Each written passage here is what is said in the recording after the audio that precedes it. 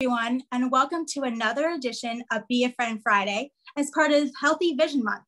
My name is Natalie Karabel, and I'm a Focus on Diabetes champion. This is a special day because I'm interviewing, as your guest host, another Focus on Diabetes champion. This is Michael. Michael, welcome, and please introduce yourself. Hi, thank you, Natalie. I'm Michael Donohoe. I live in Western New York. I've been living with diabetes type 2 since 1996, and I've been dealing with diabetic retinopathy, it's always a hard word, since the end of 2014, 2015, and have gone through a lot through diabetes. Took care of myself for 10 years, did not take care of myself for 10 years, and then now I'm unfortunately having to deal with the consequences of that. But hey, that's why we're here. Life's a challenge. Enjoy the ride. Yes, you're right. Diabetes is very much a lifelong journey. And just like anything else, there's ups and downs in life, and there's ups and downs with diabetes. Before I was diagnosed with diabetic retinopathy, I was aware of eye health challenges, but I didn't really know that much about them. Did you know much about eye health before you had challenges? Surprisingly, I did. My father dealt with issues, macular degeneration, and it left him nearly blind. Unfortunately, he passed away due to diabetic kidney disease back in 2006. And that was the same year that I decided to go off the wagon due to a divorce and challenges like that. So, it's type of thing when I don't know why I went in the wrong path, because I had the knowledge, I had it in front of me, and I saw what it could do to both my father and his mother. It can be really difficult sometimes too. And I think people beat themselves up a lot thinking about when they were better or worse. And I've gone through the same thing where I was more controlled with my diabetes and other days that I was not. What were the tips that helped you get back on track?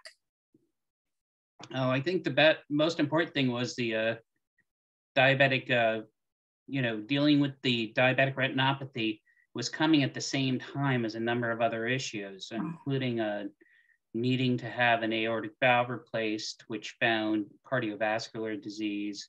I was dealing with the beginnings of diabetic nerve pain in my hands and my feet, and a few other things along the way. Right now, I'm actually, in the last year and a half, I was diagnosed with diabetic kidney disease.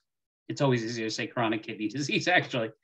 But that's the thing, is the challenges that you face with this is it's so funny how it fell in the middle, but also it was because of the eyes. Even though I was dealing with heart issues and it had not been diagnosed yet, because I ended up in congestive heart failure, it was the eyes that brought me back to realizing I wasn't doing what I needed to do. And it was macular edema turned into diabetic retinopathy. And that's just the front end of that story between December and January of 2014, 2015. It's interesting because with eyes, there are a lot of studies done to say that when people think of senses, eyes is top notch. And you're right, it's right in front of you. There's no way to get out of it. Sometimes if something is hurting me or not doing well, you can ignore it for a while, but for eyes, you can't. So I've had a few eye procedures as well. And the first major one I had was eye injections. I know I completely freaked out of the thought of those. So do you want to walk me through what your process felt like and what was going through your mind when you found out you needed eye injections?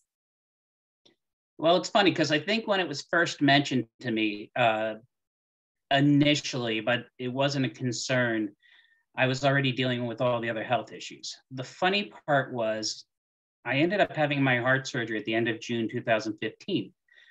It was the first week of August in 2015 that my doctor said, I need to give you an eye injection. I broke down and cried. And I think it was because of knowing, again, the family history. And also for me, the one thing I haven't shared is that before I had the heart issues, I was having issues seeing the computer.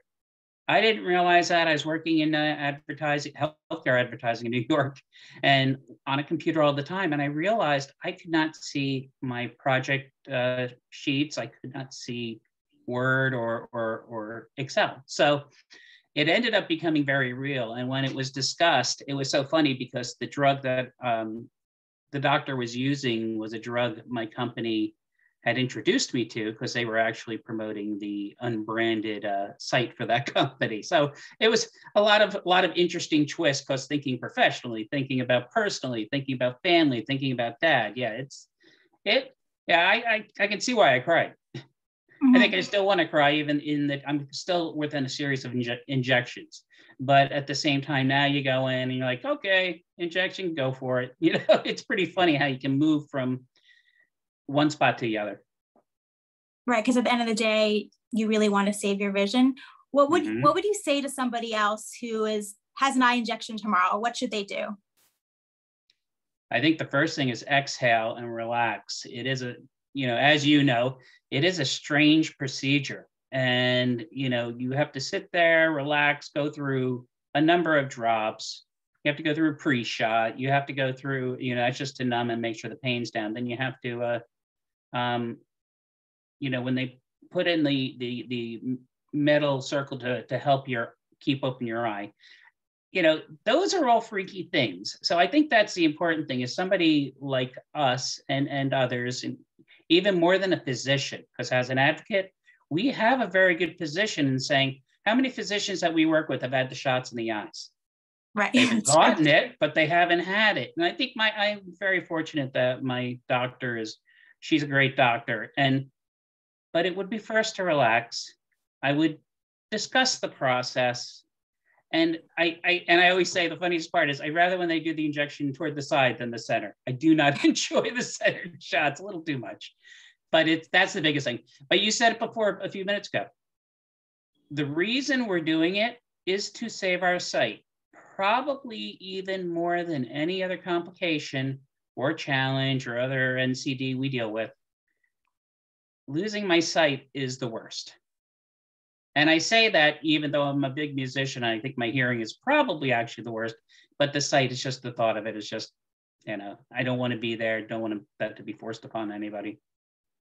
I'm always so grateful that eye numbing drops are really wonderful, because once they were in, I realized the level of pain that I imagined in my head was not the level of pain that actually happened when they were injected. But yeah, it's really hard, especially for someone who hasn't had it yet, to really explain to someone else. So I'm really excited that we're able to share this information with other people, because it can feel really overwhelming, even if you're used to injecting yourself or doing other things. To have someone else go through that experience can be overwhelming. Talking about community, what was really helpful for me is community support with my friends and family. I was really closed before about sharing my challenges with other people, but I was kind of forced to actually eventually open up to really heal myself through eye challenges. What was the community like for you? How were you supported? I think at that time it was the closest few people, which was my mother, my wife, a little bit my kids, because they were a number of years younger. I think I only had one. I think my oldest was 17 at that time. So I did not have myself tied in. And it's so funny, again, working in healthcare advertising, there were a few people who were in the medical profession within there that were very encouraging to me. So I appreciated that. But I would say it was over time. And when I hit a certain point and said it was time for advocacy, I didn't really feel the full community. But like I said, when we even started with this program, getting to know more people and understanding that, like I said, I remember coming off the call we had a month or so ago, and I went, I'm not doing too bad, and didn't realize what people had gone through. I can sit here and say I've had a lot of stuff across the board, but from an eye point of view, and I've been on 2 of the three drugs that they've used.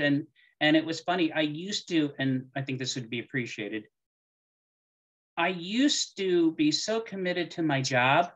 I would get the shot at 8 o'clock in the morning, go to bed, do what I had to do, ice, sleep. I'd get up, eat dinner, leave at 6 o'clock, leave Western New York for New Jersey in order to get back into New York the next day for my job. And you learn to go from this being a total disaster in your mind to, okay, I got to live life in 6 hours. I've got to do that. Oh, the kids have something to do. So yeah, I think it's funny. I think for me, actually, even more the community was allowing myself to continue to be active and keep on moving forward. That's definitely really important. It is interesting because you're right, it just becomes another day that's on my calendar. It's not my favorite day. It never is, but it is something that, especially living with diabetes, is that you know what your health looks like and how you need to manage it. And so, how are you managing your diabetes today?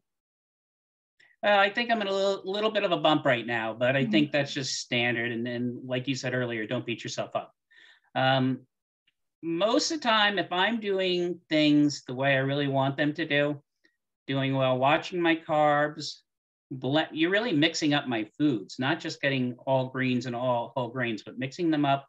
Also doing some really watching the amount I take, portion control. And then the best part is, I think with us now getting on the other side of COVID, for me, it's returning to the gym more. Obviously, it's 85 degrees outside. It's a beautiful day. So I either walk, but I primarily, starting on Saturday, will start gardening again. And I enjoy gardening a lot. So between those things, following my doctor's advice more than anything else, and a good amount of sleep, reduce stress. And since I have three teenagers and 20 youngs and a couple stepkids, my life is crazy about stress, but 4 weeks till graduation. I'm excited. What are your tips for other people who are dealing with this? How to balance their health and their life? How do you make sure that you're taking care of your needs as well? I think it's trying to do some planning. I don't think over planning is healthy because in the day, things are going to change always. So try to set a schedule for when you're going to monitor your blood sugar. If you're doing the finger pricks, then that's definitely the way. Um, or if you're on a CGM, just also have a kind of a routine. Same thing with the meds. Making sure you're taking your meds at certain times. I'm a little heavy on my meds right now, but I take morning, I take before dinner, and I'm on insulin as a T2, and I use the short acting through the time of checking the blood sugar, and I do the long acting about 2 hours before dinner if I'm on time. If not, it's usually right before dinner. But the point there is, and I hope I hit it, was trying to hit a point of rhythm. And if you can find that rhythm and not get too thrown off when it does get knocked off, then you'll be all right. And you know what? It's something. Take it seriously. Don't screw up if you can do your best. Your body's going to work a certain way. But you know what? Once today is over, it's over. Move on to the next one. If you had failures, tomorrow's fresh.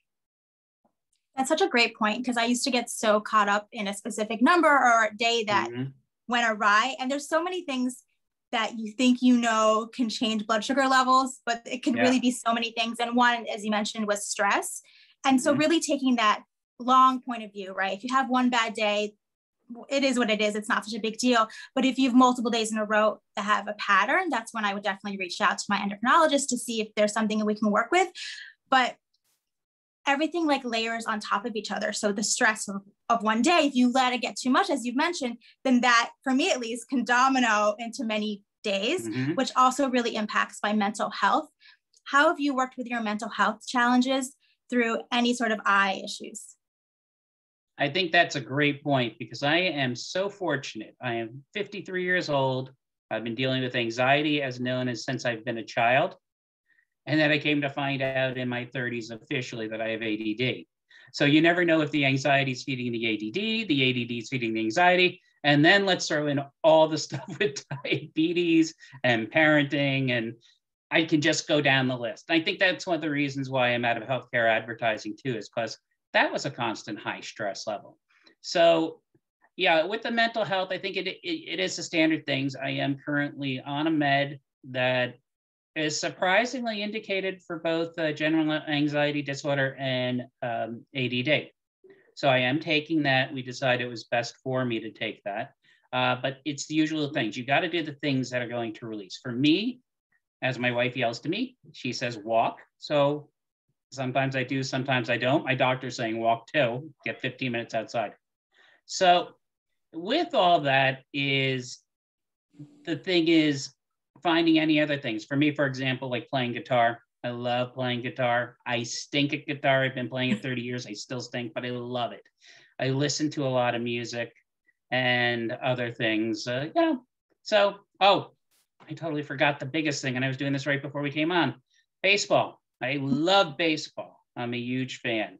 So even last night, I was so exhausted due to the diabetes, I missed opening night of my local minor league team. But this is life. Again, don't get stuck in the moment. It's only a moment. It'll get past, and you have to deal with the next thing. And it's actually, I'm laughing because my stepdaughter, who's 12, has come in with two of her friends, and they're yelling and screaming. And they were the ones I haven't spoken with to say I'm going to be on this, because the other three, my older ones who were in the musical, knew, and they were going to be quiet when they came in. So I have to laugh between the lawnmower, between that, real life just continues to go on. That's so great. And it's so interesting because I've tried to pick up so many hobbies, especially over the past year. And sometimes if I'm not immediately good at something, I think, oh, why bother? But then I remember sometimes it's just for the joy of it. You can have fun and do things. You don't need to be professional at everything. So it's really great that you've been able to balance any sort of medical challenge that you've had with other things that are just pure fun and enjoyment. So that's a really, really amazing thing. Well, thank you so much, Michael, for this really, really interesting conversation. Do you have any final words of wisdom? I think the biggest thing is don't stress. Don't worry about this. I mean, you're in with diabetes for the long haul, and the better periods of time that you can minimize having bad sugars and not doing the things you need to do, you hopefully will not be in a place where you have to deal with something like diabetic retinopathy. It's not a joyful place to be, but at the same time, I think the joy I get is trying to share what I have done. And I'll tell you, exercise, eat right, check the numbers. Don't let anybody stress you, like we just said over there. The family, because family can get you a lot. And you know what? Find those. And I think it's important too. For me, I've been able to find a lot of joy when I'm with my larger part of the family, and my kids are in a couple states. Or it's also some of my best times are with Carrie, my wife, when we're out and about and just the two of us. So I've been able to find a lot. I think joy is a key point in order to deal with all this. And finally, with that thought is helping people has really helped me. And I have always been on the other side of the camera, and I usually didn't put myself out there. I worked in politics. I was always helping a candidate, but I've been willing to take a step forward and outward to share, because I think what we go through with diabetes, especially those who are just coming into this or those who are starting to deal with complications, we are in a position that we can offer and we can help. And that is key. So that's the biggest thing. And I appreciate your time, Natalie, as well, because, you've stepped out as well into this world. And, I don't think any of us expected it, but here we are. That's awesome. Thank you so much. And thank you everyone for joining us on this special Be a Friend Friday. For more information, please go to healthyvision.diabetes.org. And remember, just as Michael and I have said, you are definitely not alone in this. Yes.